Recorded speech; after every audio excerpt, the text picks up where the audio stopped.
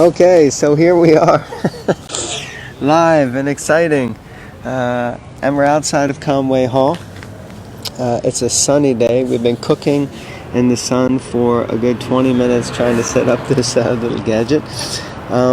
We're here because it's a nice day and we wanted to come out and read, and we thought of a nice place to go would be here, Red Lion Square, outside of Conway Hall, where many things started in London. And today is also a very, very, very special day. Today is actually the appearance day of Mother Jamuna. Jamuna Devi Ki. Yeah. So it's a very, very special day. Not only was she one of the founding members of ISKCON London, but she was the first head pujari of Shishi Radha London Ishwar. And she looked after them and took care. Plus, every morning it is her beautiful voice that greets their lordships first thing, as well as many lordships, all the lordships around the world. So Mother Jamuna is very, very special and exceptional soul. So we just wanted to remember her today and dedicate our reading to her. Not that our reading is of any benefit to her, but for everyone out there to remember Mother Jamuna today on this very auspicious and special day. Okay, so what are we reading? It's already set up. It's Canto 1, Chapter 2, verse 19. Okay. So we'll start with the invocation. Om Namo Bhagavate Vasudevaya. Om Namo Bhagavate Vasudevaya. Om Namo Bhagavate Vasudevaya. Narayanam Namaskritya Naram Chaiva Narottamam Devim Saraswatyam Vyasam Tato Jayam Udirayat Nasta Prayeshwa Bhadreshu Nityam Bhagavata Sevaya Bhagavati Uttama Shloke Bhaktir Bhavati Naishtaki. Okay, text 19. As soon as irrevocable loving service is established in the heart, the effects of nature's modes of passion and ignorance, such as lust, desire, and hankering, disappear from the heart. Then the devotee is established in goodness, and he becomes completely happy. Purport. A living being in his normal constitutional position is fully satisfied in spiritual bliss. This state of existence is called Brahma Bhuta or Atmanandi, or the state of self-satisfaction. This self-satisfaction is not like the satisfaction of the inactive fool.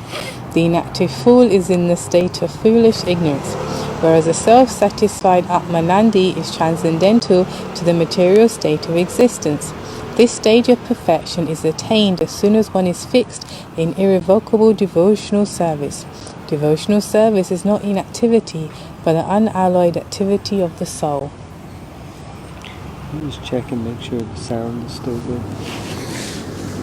The soul's activity becomes unadulterated in contact with matter, and as such, the diseased activities are expressed in the form of lust, desire, hankering, inactivity, foolishness, and sleep.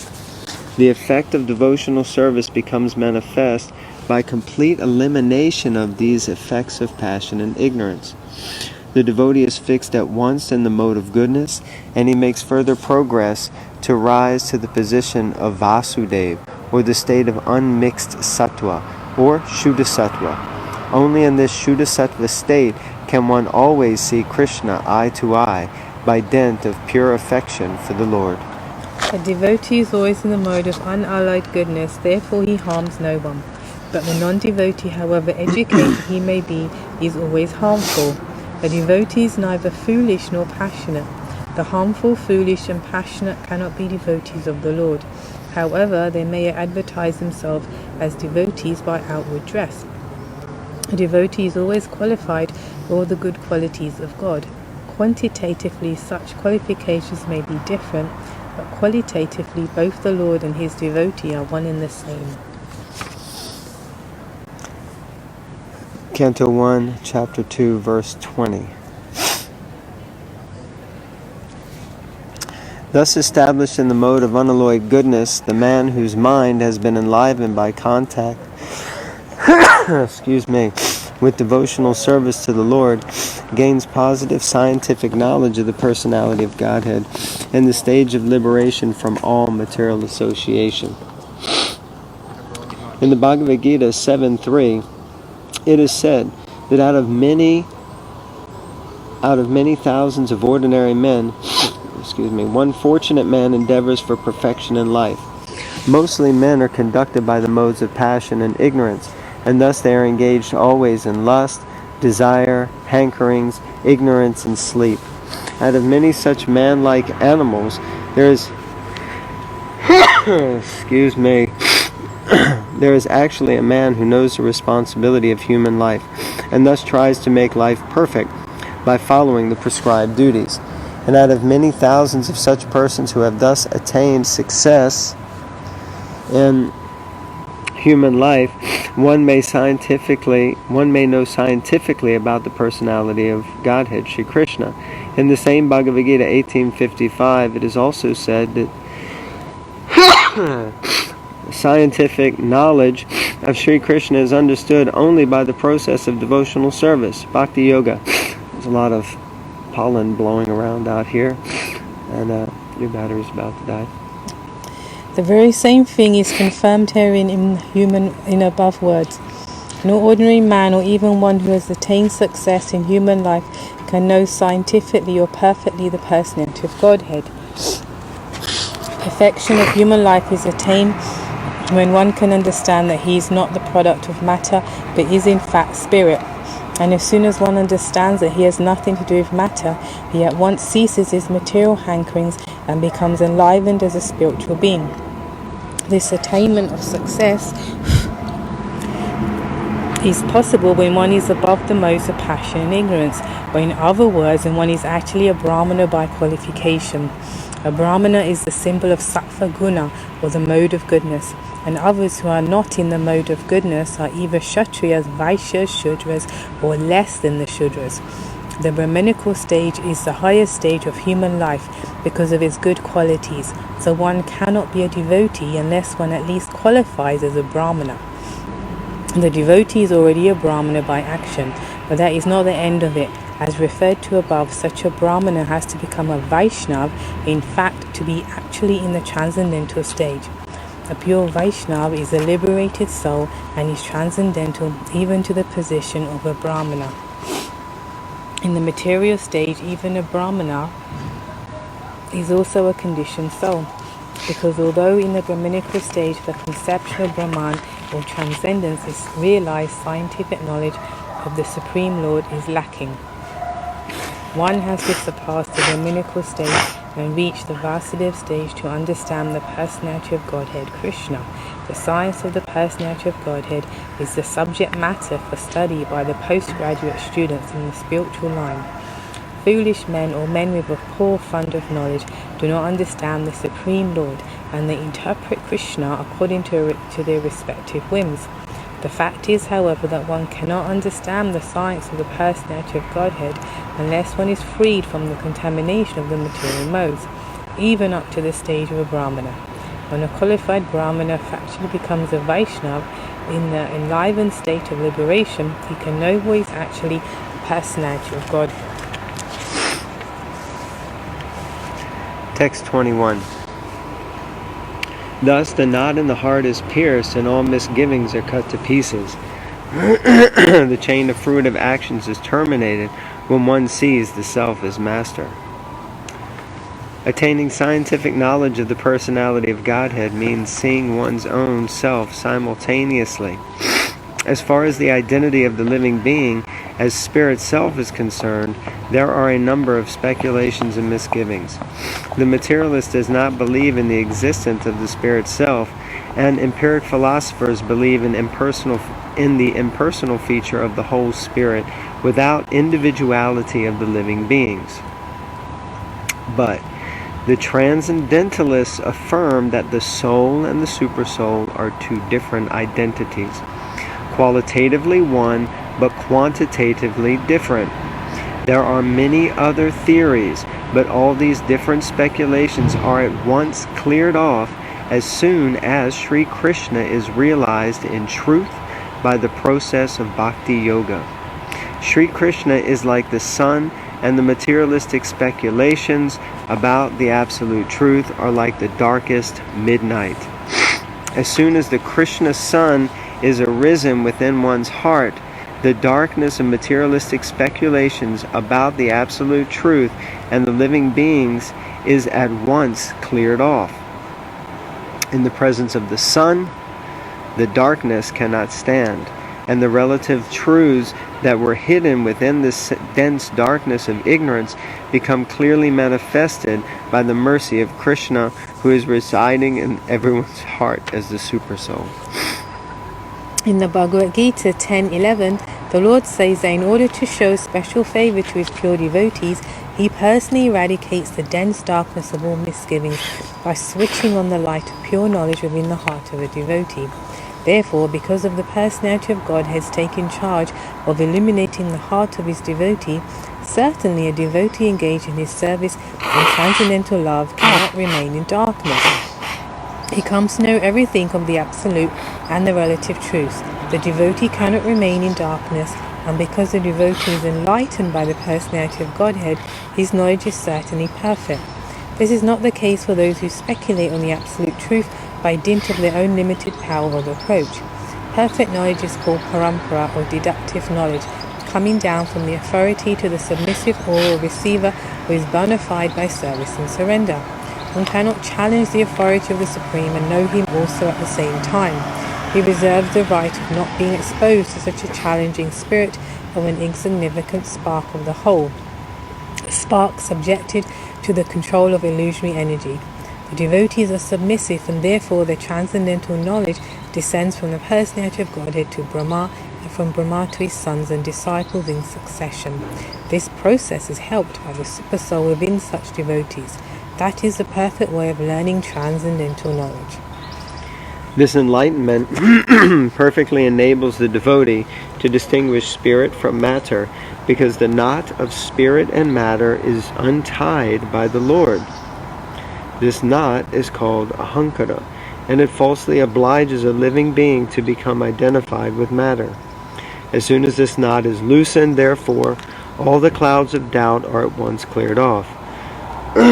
One sees his master and fully engages himself in the transcendental loving service of the Lord, making a full termination of the chain of fruitive action. In material existence, a living being creates his own chain of fruitive work and enjoys the good and bad effects of those actions life after life. But as soon as he engages himself in the loving service of the Lord, he at once becomes free from the chain of karma. His actions no longer create any reaction. Text 22. Certainly, therefore, since time immemorial, all transcendentalists have been rendering devotional service to Lord Krishna, the personality of Godhead, with great delight, because such devotional service is enlivening to the self. Purport. The speciality of devotional service unto the personality of Godhead, Lord Sri Krishna, is specifically mentioned herein. Lord Sri Krishna is the Swayambhu personality of Godhead, and all other forms of Godhead, beginning from Sri Baladev, Shankarshan, Vasudev, Aniruddha, Pradyumna, and Narayan, and extending to the Purusha avatars, Guna avatars, Leela avatars, Yuga avatars, and many other thousands of manifestations of the personality of Godhead, are Lord Sri Krishna's plenary portions and integrated parts. The living entities are separated parts and parcels of the personality of Godhead. Therefore, Lord Sri Krishna is the original form of Godhead, and he is the last word in the transcendence. Dasi is more attractive to the higher transcendentalists who participate in the eternal pastimes of the Lord. In forms of the personality of Godhead other than Sri Krishna and Baladev, there is no facility for intimate personal contact as in the transcendental pastimes of the Lord at Vrajabhumi. The transcendental pastimes of Lord Sri Krishna are not newly accepted, as argued by some less intelligent persons. His pastimes are eternal and are manifested in due course once in the day of Brahmaji, as the sun rises on the eastern horizon at the end of every 24 hours. Verse 23, Canto 1, Chapter 2. The transcendental personality of Godhead is indirectly associated with the three modes of material nature, namely passion, goodness, and ignorance. And just for the material world's creation, maintenance, and destruction, he accepts the three qualitative forms of Brahma, Vishnu, and Shiva. Of these three, all human beings can derive ultimate benefit from Vishnu, the form of the quality of goodness. That Lord Sri Krishna by his plenary parts should be rendered devotional service, as explained above, is confirmed by this statement. Lord Sri Krishna and all his plenary parts are Vishnu Tattva, or the Lordship of Godhead. From Sri Krishna, the next manifestation is Baladev. From Baladev is Sankarshan. From Sankarshan is Narayan. From Narayan there is the second Sankarshan, and from this Sankarshan the Vishnu Purusha avatars. The Vishnu, or the deity of the quality of goodness in the material world, is the Purusha avatar known as Shirodakshai Vishnu, or Paramatma. Brahma is the deity of Rajas, or passion, and Shiva of ignorance. They are the three departmental heads of the three qualities of this material world. Creation is made possible by the goodness of Vishnu, and when it requires to be destroyed, Lord Shiva does it by Tandavanritya.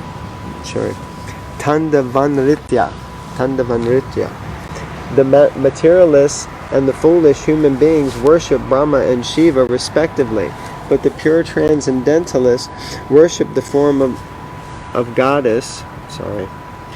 But the pure transcendentalists worship the form of goodness, Vishnu, in his various forms. Vishnu is manifested by his millions and billions of integrated forms and separated forms. The integrated forms are called Godhead, and the separated forms are called the living entities, or the jivas. Both the jivas and Godhead have their original spiritual forms. Jivas are sometimes subjected to the control of material energy, but the Vishnu forms are always controllers of this energy. When Vishnu, the personality of Godhead, appears in the material world, he comes to deliver the conditioned living beings who are under the material energy. Such living beings appear in the material world with intentions of being lords, and thus they become entrapped by the three modes of nature. As such, the living entities have to change their material coverings from undergoing different terms of imprisonment. The prison house of the material world is created by Brahma under instruction of the personality of Godhead, and at the conclusion of a kalpa, the whole thing is destroyed by Shiva. But as far as maintenance of the prison house is concerned, it is done by Vishnu, as much as the state prison house is maintained by the state. Anyone, therefore, who wishes to get out of this prison house of material existence, which is full of miseries like the repetition of birth, death, disease, and old age, must please Lord Vishnu for such liberation. Lord Vishnu is worshipped by devotional service only, and if anyone has to continue prison life in the material world, he may ask for relative facilities for temporary relief from the different demigods like Shiva, Brahma, Indra, and Varun. No demigod, however, can release the imprisoned living being from the conditioned life of material existence. This can be done only by Vishnu. Therefore, the ultimate benefit may be derived from Vishnu, the personality of Godhead. Text 24. Firewood is a transformation of earth, but smoke is better than the raw wood. And fire is still better, for by fire we can derive the benefits of superior knowledge through Vedic sacrifices. Similarly, passion, rajas, is better than ignorance, tamas. But goodness, sattva, is best because by goodness one can come to realize the absolute truth. Purport. As explained above, one can get release from the conditioned life of material existence by devotional service to the personality of Godhead. It is further comprehended herein that one has to rise to the platform of the mode of goodness, sattva, so that one can be eligible for the devotional service of the Lord. But if there are impediments on the progressive path, anyone, even from the platform of tamas, can gradually rise to the sattva platform by the expert direction of the spiritual master. Sincere candidates must therefore approach an expert spiritual master for such a progressive march, and the bona fide expert spiritual master is competent to direct a disciple from any stage of life, tamas, rajas, or sattva. It is a mistake, therefore, to consider that worship of any quality or any form of the Supreme Personality of Godhead is equally beneficial. Except Vishnu, all separated forms are manifested under the conditions of material energy, and therefore the forms of material energy cannot help anyone to rise to the platform of sattva, which alone can liberate a person from material bondage. The uncivilized state of life, or the life of the lower animals, is controlled by the mode of tamas. The civilized life of man, with a passion for various types of material benefits, is the stage of rajas. The rajas stage of life gives a slight clue to the realization of the absolute truth in the forms of fine sentiments in philosophy, art and culture with moral and ethical principles. But the mode of sattva is still a higher stage of material quality, which actually helps one in realizing the absolute truth. In other words, there is a qualitative difference between the different kinds of worshipping methods, as well as their respective results derived from the predominating deities, namely Brahma, Vishnu, and Maya.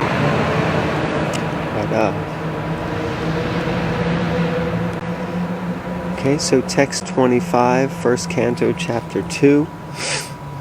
Previously, all the great sages rendered service unto the personality of Godhead due to his existence above the three modes of material nature.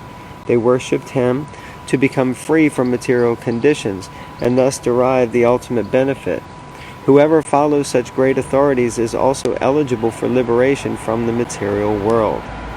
The purpose of performing religion is neither to profit by material gain, nor to get the simple knowledge of discerning matter from spirit.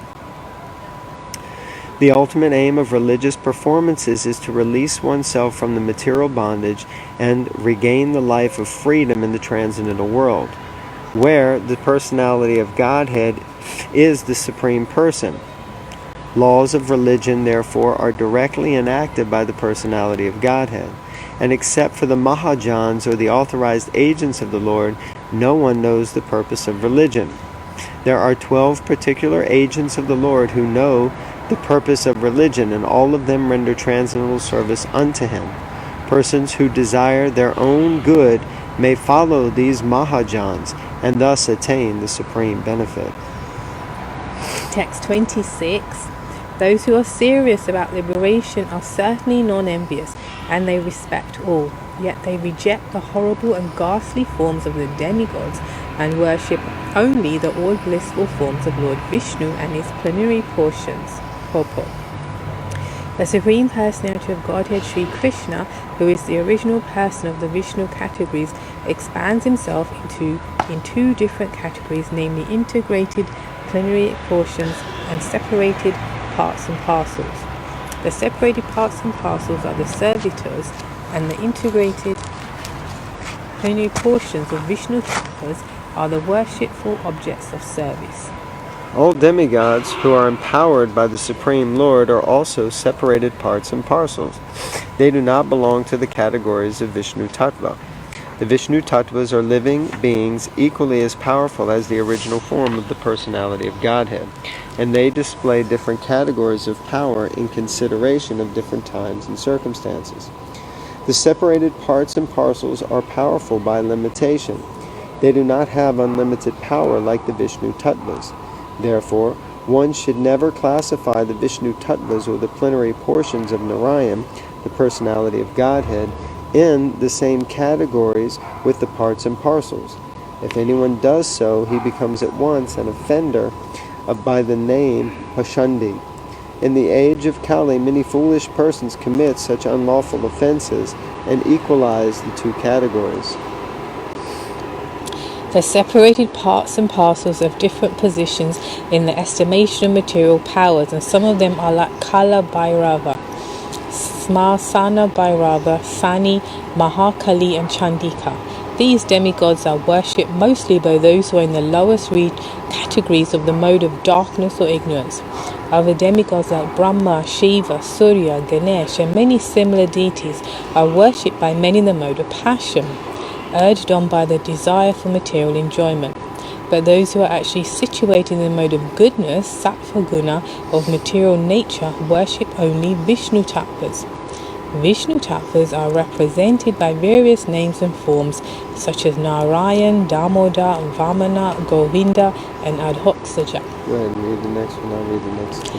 The qualified Brahmanas worship the Vishnu tattvas represented by the Shalagram Shila, and some of the higher castes like the Kshatriyas and Vaishyas also generally worship the Vishnu tattvas. Highly qualified Brahmins situated in the mode of goodness have no grudges against the mode of worship of others. They have all respect for other demigods, even though they may look ghastly like Kala Bhairava and Mahakali. They know very well that those horrible features of the Supreme Lord are all different servitors of the Lord under different conditions. Yet they reject the worship of both horrible and attractive features of the demigods, and they concentrate only on the forms of Vishnu because they are serious about liberation from the material conditions. The demigods, even to the stage of Brahma, the supreme of all the demigods, cannot offer liberation to anyone. Hiranyakashipu underwent a severe type of penance to become eternal in life, but his worshipful deity Brahma could not satisfy him with such blessings. Therefore Vishnu and none else is called Muktipad, or the personality of Godhead who can bestow upon us mukti or liberation. The demigods, being like other living entities in the material world, are all liquidated at the time of the annihilation of the material structure. They are themselves unable to get liberation, and what to speak of giving liberation to their devotees. The demigods can award the worshippers some temporary benefit only, and not the ultimate one. It is for this reason only that candidates for liberation deliberately reject the worship of the demigods, although they have no disrespect for any one of them.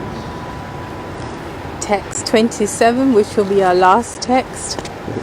Those who are in the modes of passion and ignorance worship the forefathers, other living beings and the demigods who are in charge of cosmic activities, for they are urged by a desire to be materially benefited with women, wealth, power and progeny. Purport. There is no need to worship demigods of whatsoever category if one is serious about going back to Godhead. In the Bhagavad Gita, chapter 7, text 23 and 20, it is clearly said that those who are mad after material benefits approach the different demigods for temporary benefits, which are meant for men who are forefront of knowledge.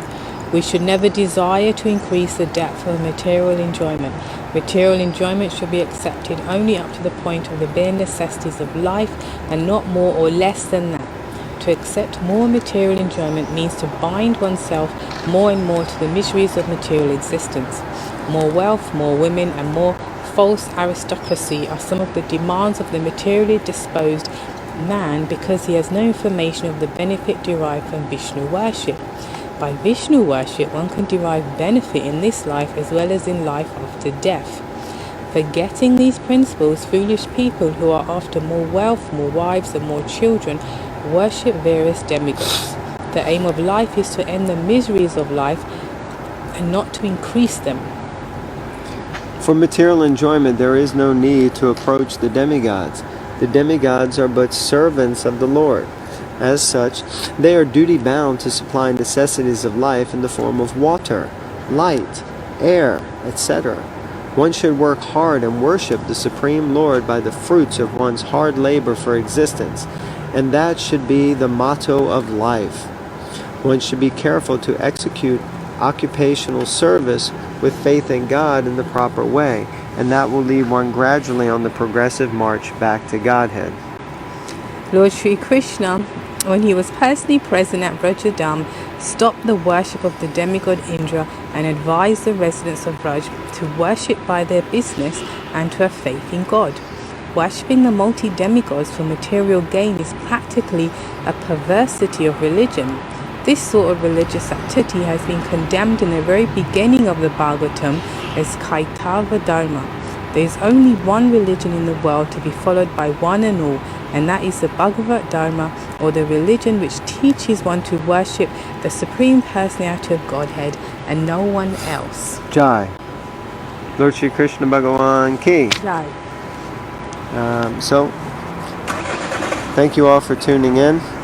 We're here again, reading the Srimad Bhagavatam. We're trying to read daily, minimum half an hour. We're still 1 day behind from when we started, but we're hoping to pick that up again, maybe later today. Right now we're outside of Conway Hall, which most of you, or many of you, or some of you should know that it's famous, where Srila Prabhupada gave many lectures in the early days, and they held many wonderful events here, so it's a really beautiful place. And we've come here today especially to mark that today is the appearance day of Mother Jamuna, our beloved founder and the first pujari, head pujari for their Lordship Shri Shri Radhanandanishwar. So today is her appearance day, her birthday, and we just wanted to say our deepest and most profound gratitude to Mother Jamuna for everything that she did and the inspiration that she's given us all. So thank you very much. Hare Krishna. Hare Krishna.